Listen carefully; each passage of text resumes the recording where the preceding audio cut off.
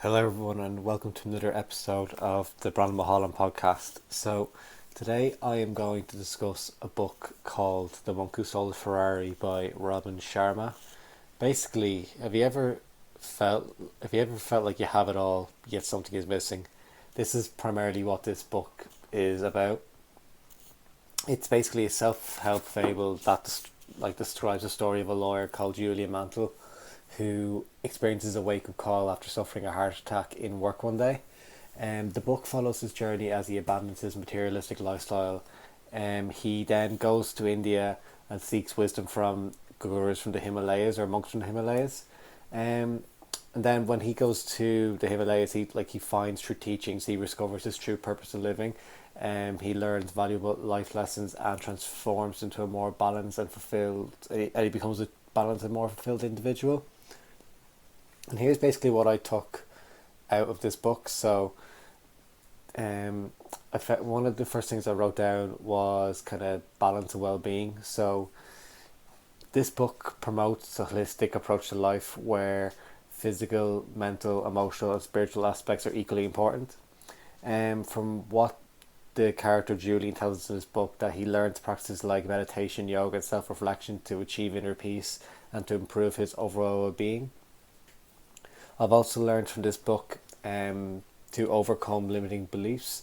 So this journey challenges Julian's preconceived notions about success and happiness.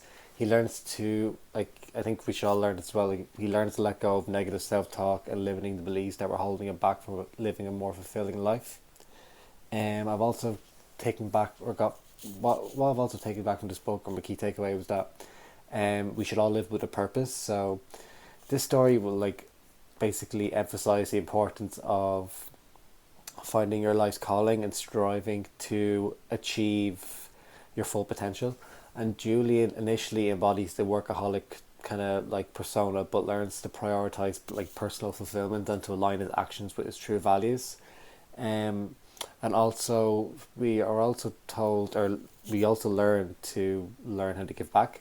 So this book, for example, it will promote the importance of service and to contribute to the benefit of the lives of others.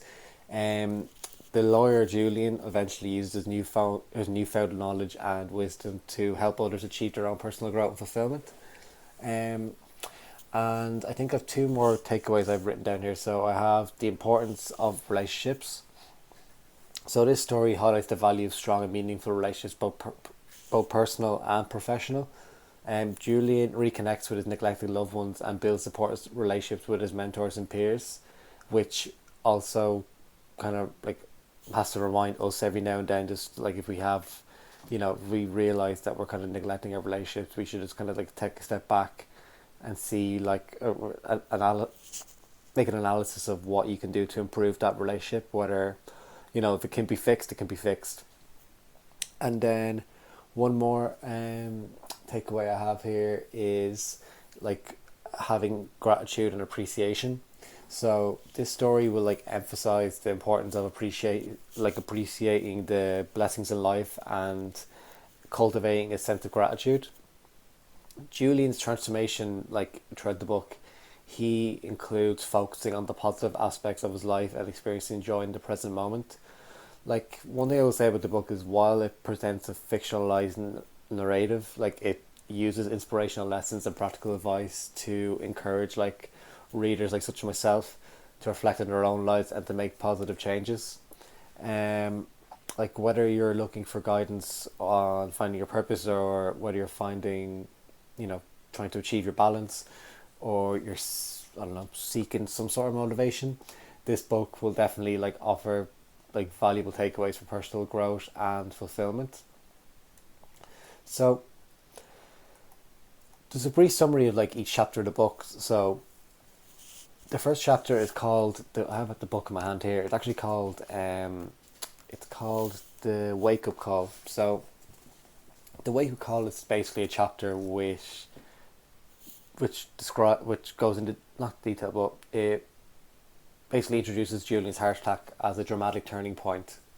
Like we the book talks about his frantic lifestyle, his materialistic focus, and disconnected relationships, and basically like it's just basically the introduction of the book. But one of the quotes I have highlighted here is that success, true success, is measured by your inner peace fulfillment, not the size of your bank account. So that's definitely one key takeaway I've taken from that chapter.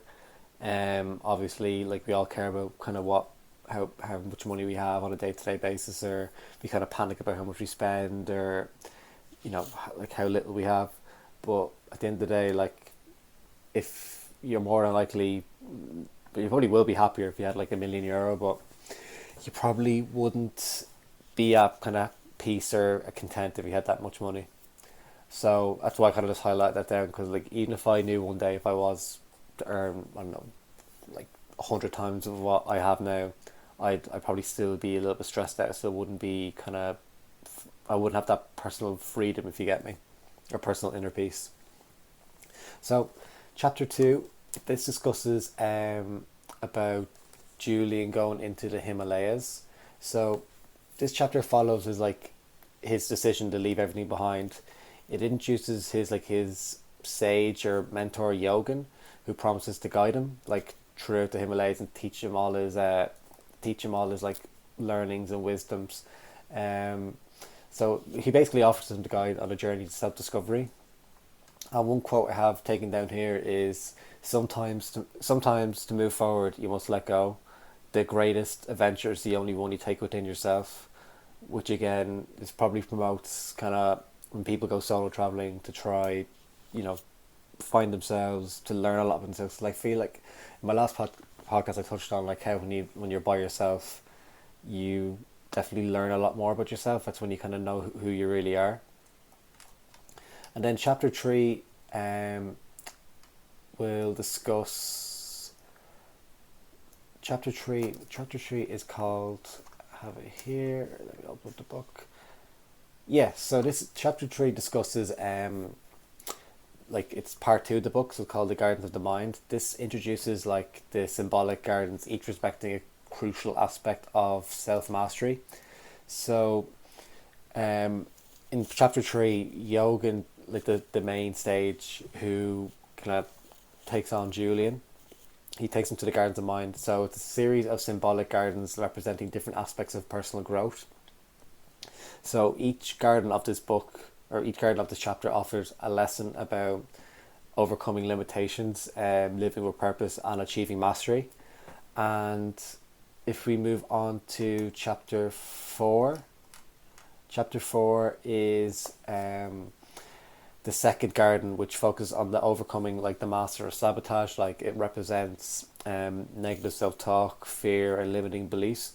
So Yogan teaches Julian techniques like meditation and breathing exercises to quiet his mind and gain control over his thoughts, which is being more and more practiced today in everyday kind of life. Yeah, like compared to what it was 20-30 years ago. I think kind of mindfulness techniques have been really like kind of thrown at you the last few years, I've definitely noticed. And then chapter 5 is the third garden, which explores the garden of blossoming, where for example, where Julian learns the importance of nurturing his dreams and pursuing his life's calling. He discovers that his forgotten childhood passion for writing. So this wasn't really like, I guess in this chapter it kind of just discusses, like if you love something, like do it. Like don't, like if you love something as a kid, for example, or you love sport, like and you're not doing it anymore, like what's the reason? If you really did enjoy it, if that's one of the like little things that like you loved and you were obsessed with when you were younger, like why can't you do it now? Like if you're like if you're in a job working, I don't know, doing whatever, and you absolutely hate it, like why can't you like as a pastime do what you want to do? Like why do you have to kind of like confine yourself to this kind of social kind of construct of like having to work and then go to bed every night? Like why can't you just do what makes you happy? Which I kind of like touched on in one of my last Instagram posts. But yeah, that's kind of what I took from like chapter 5 of this book. Like one of the quotes I have down or highlighted here is, a life without a purpose is a life without direction, which I found is very, very like damning, I suppose. Like it's kind of one of those I read and I was like, whoa, Jesus, like that, like when you say it like that. But yeah, then moving on to the final garden. There's four gardens, which the first one I listed was the gardens of the mind, which again coming living with purpose, overcoming limitations, mastery. Then the second garden, master sabotage, which is meditation, breathing, mindfulness, and then the third garden is obviously pursuing your dreams, doing what makes you happy. And then the final garden is called the Garden of Time, and that teaches teaches us, taught me anyway, and teaches Julian the value of living in the present moment and appreciating the simple joys of life. Um, he also learns in this chapter to I know it kind of it's like a piggyback from the last chapter, but it's like it kind of he learns to practice gratitude and mindfulness. And one kind of quote I got from this was that the past is history, the future is a mystery, this moment is a gift. Which, if you ever read The Power Now, it kind of emphasizes how living in the moment, how living in the present. There's technically nothing if you think of right here, right now. There's not one thing that's gone wrong. Like you're happy, you're content. Like it doesn't matter about the past, whatever the future. Like most people stress about either the past or the future, but no one ever stress what happens in the present. Unless you're kind of in a I don't know very extreme sport. Like I don't know. I don't know. Like I suppose if you're 20 meters down the sea and you're kind of in the present moment, I suppose that could be a bit stressful if you're not used to it. But it's just that's just the 0.0001% example. But yeah, chapter 7 is called the Sage of the River. So part 3. This book is divided into 4 parts, and it's this part called the Wisdom of the Sages. So the Wisdom of the Sages, this discusses where Julian meets 3 sages who share their unique perspectives on life and happiness. So the first stage, all 3 of them kind of basically discuss the importance of giving back and serving others. And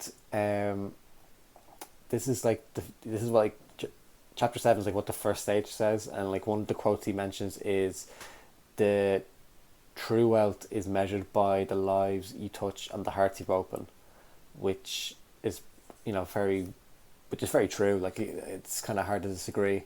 I know these books kind of laughed at, but it's actually a lot of kind of really telling statements in here, and ones that you can easily carry on a day-to-day basis. The second stage. So obviously we're on the second stage now. So this is chapter 8. So the second stage tells Julian about the power of love and forgiveness, both for himself and others. This chapter also introduces the concept of living like a warrior, embracing challenges and staying true to oneself. So, the one kind of takeaway from this chapter was that if you forgive yourself and forgive others, you'll your soul will be set free. Or I know it sounds a bit corny, but I think as well, whatever way if you know what that means, I think it can become really powerful, because I think again it ties back to what I just mentioned on earlier. If you're holding on to the past or you're stressing about the future, you're going to not be too you're not going to be too free within yourself. So I think if you forgive yourself and the others, you're not stressed with the past. It doesn't matter. It's kind of water under the bridge. And then once you're kind of everything's forgiven, then everyone's happy. Well, you're happy at least, and it's kind of what matters at the end of the day. Because you can't control how other people feel. You can only control what you can control on the inside. And then the final stage. So there's 3 stages. The final one, he emphasizes the importance of living an authentic life, aligning one's actions with one's values, and leaving a positive mark on the world.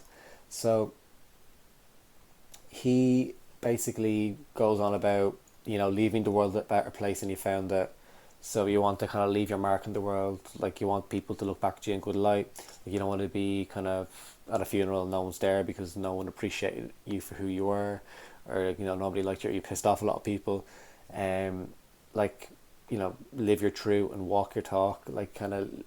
You want to put an impact or a dent, or stamp your authority on the world, and you want to make a difference. This is the way to do it.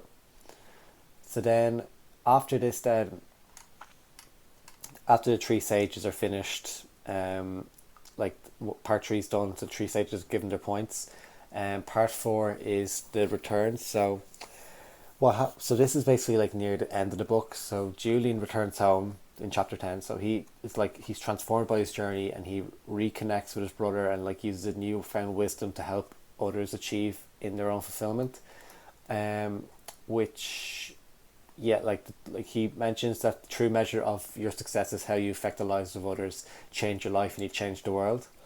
Um, so basically, I don't didn't mention it here, but this book is Julian. He's like a lawyer, but the whole point of this book is he's teaching his lessons to a guy called John. I don't know his surname, but yeah, just John anyway. And he's in John's house because John's also a lawyer, and he's in John's house, kind of discussing kind of his teachings and stuff like that. And he's trying to like open his eyes that there's more to life than being a lawyer.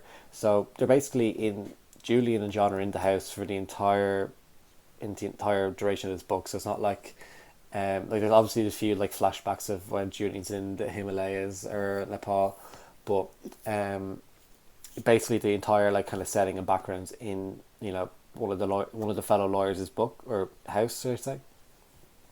But yeah, and the final chapter then is chapter 11. So Julian writes a book about his experiences, sharing the lessons he learned and inspiring others to embark on their own journey to self-discovery.